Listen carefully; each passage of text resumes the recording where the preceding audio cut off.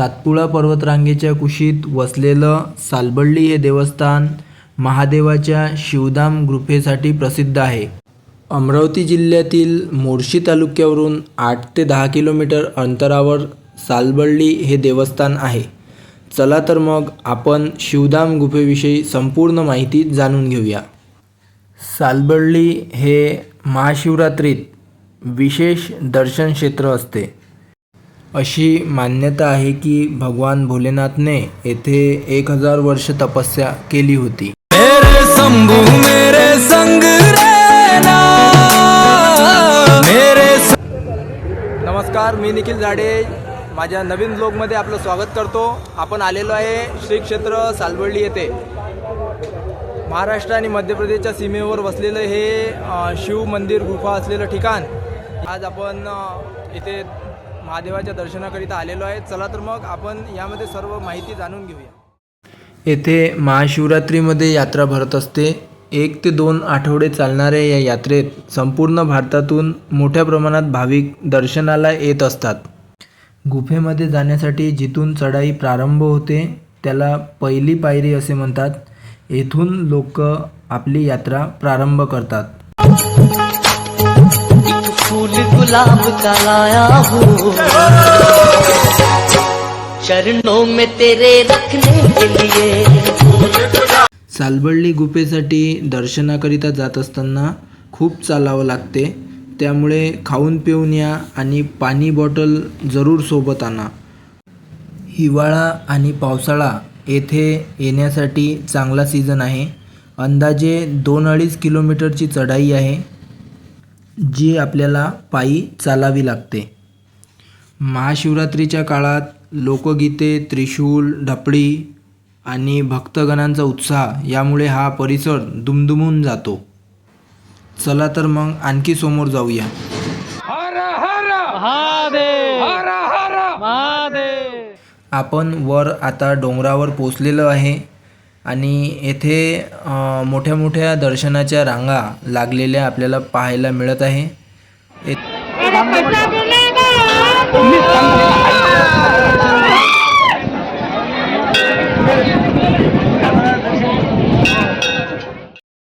चला चलूया गुफेमध्ये. खूप रुंद गुफा आहे. आतमध्ये गेल्यावर थंड वाटायला लागते.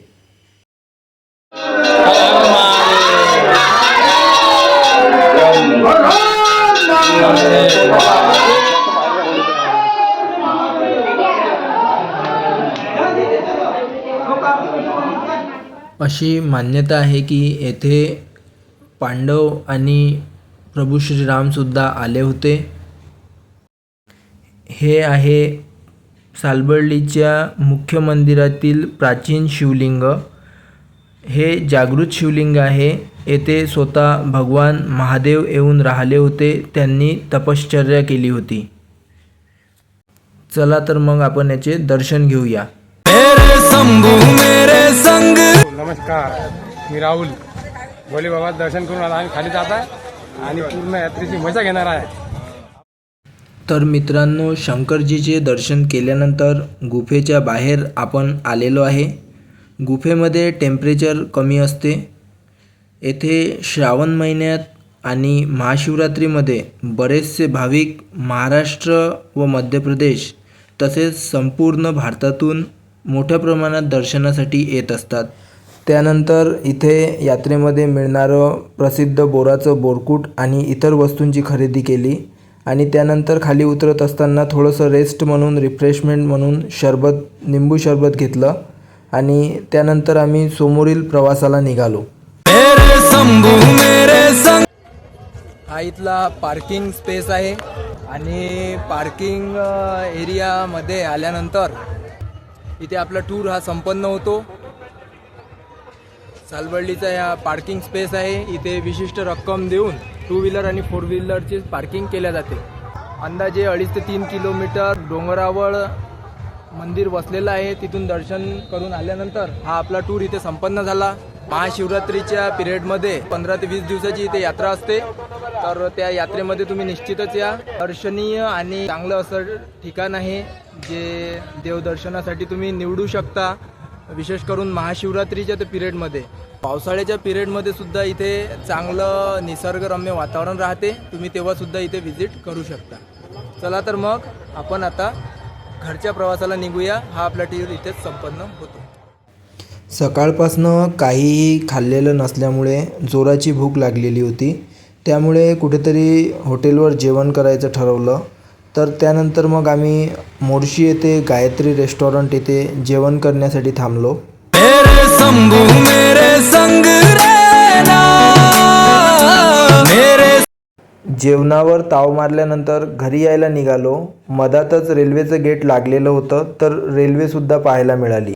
रेल्वेचं मनमोहक असं दृश्य या देवदर्शनाच्या टूरवर जसं चार चांद लावत होतं. त्यानंतर आम्ही घरी पोचलो आणि हा प्रवास इथे संपला. आपण दिलेल्या अमूल्य वेळेबद्दल आपला खूप खूप धन्यवाद. भेटूया नवीन व्हिडिओमध्ये. तोपर्यंत नमस्कार. हर हर महादेव. मेरे शंभू मेरे